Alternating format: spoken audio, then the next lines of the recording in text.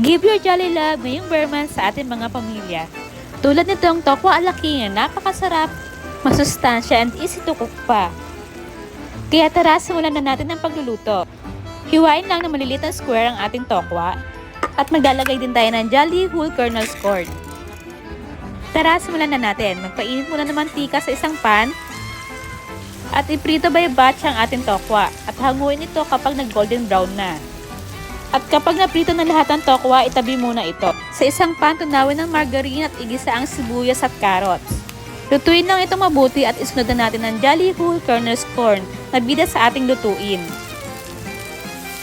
I-mix-mix lang ito at maglalagay din tayo ng jolly green peas. Ibuhos ang all-purpose cream at naglagay din nga pala ako dito ng fresh milk. Haluin lang ito mabuti bago timplahan ng asin at paminta. At kapag nahalo na, ilagay na natin ang piniritong tokwa.